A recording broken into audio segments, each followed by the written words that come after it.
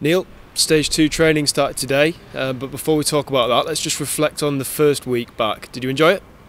Yeah, it was great to be back with the lads. It was tough, when you've had 3 months of lockdown and being at home, and then you get back into work and you're barking orders at the players and talking a lot more than you used to.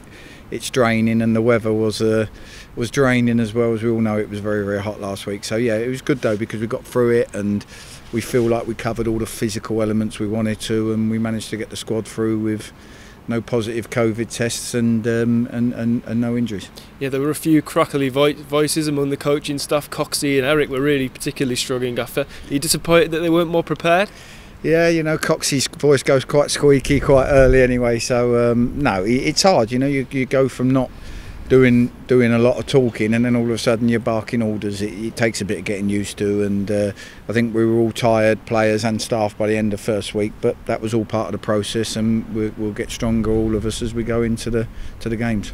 First week done then, and as you said there, the weather was very different last week to how it feels right now, just following the first training session of stage 2. How pleased do you think the players are in particular that things have cooled down a bit? I think it's good. We all want nice weather, we all like nice weather, but I think from a football perspective, just that little degree or two cooler helps out, and today it was a little bit chilly, but it was good because the intensity can be risen a little bit. So what does stage 2 mean then?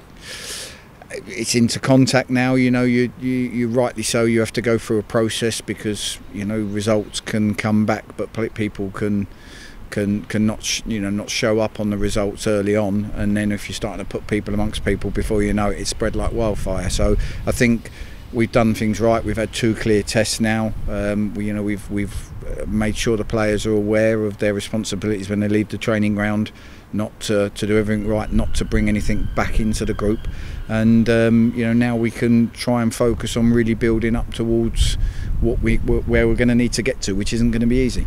How do the precautions differ in terms of obviously the potential transmission of the virus? I think there's always more risk. If we've got a clean bill of health throughout all our staff and players, and we feel we have at the moment, and providing we all stick to the guidelines, we should keep that, then there's no reason why we can't start going into the full training. Everybody on a pitch, and contact happening, and the rough and tumble that you're going to get as you go into football matches. So we feel we're there.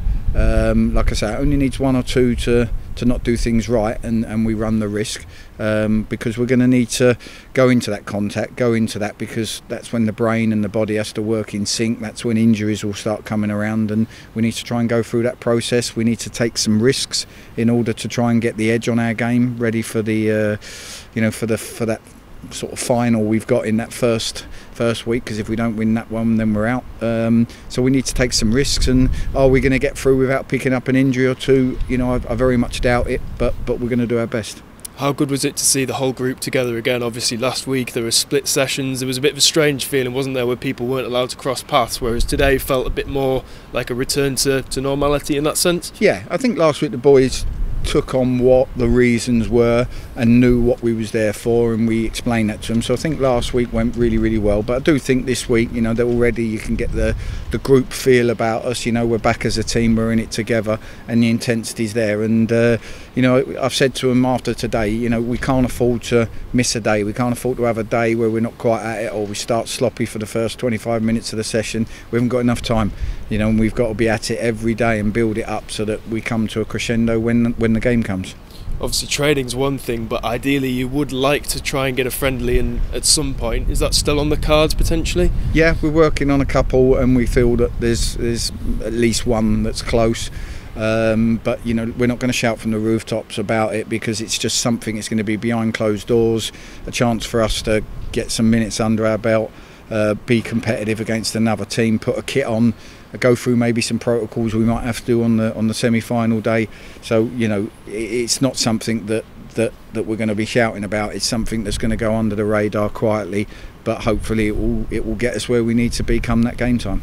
Still waiting on the dates for the semi and obviously a potential final. Is that affecting you in any way? Are you comfortable with your plans so far? I'm comfortable with our plans. It's getting frustrating that we're back training and we still don't know what date we're playing, and that's something that does need to get sorted pretty quickly. Obviously, I don't know the ins and outs of why that hasn't been announced yet, but we do need to know when we're playing. We're not going into a 9-game season where we can roll into one and then into the other. We're going into a 1-game season potentially, and we need to be ready for it. So yeah, in an ideal world we'll get that date soon so that we can work backwards from it and make sure we put everything else in place. So just over a week into the return to training, how would you rate what you've seen so far? How happy are you?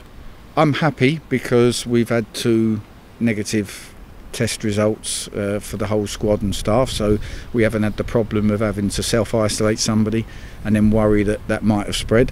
So that's a really important thing.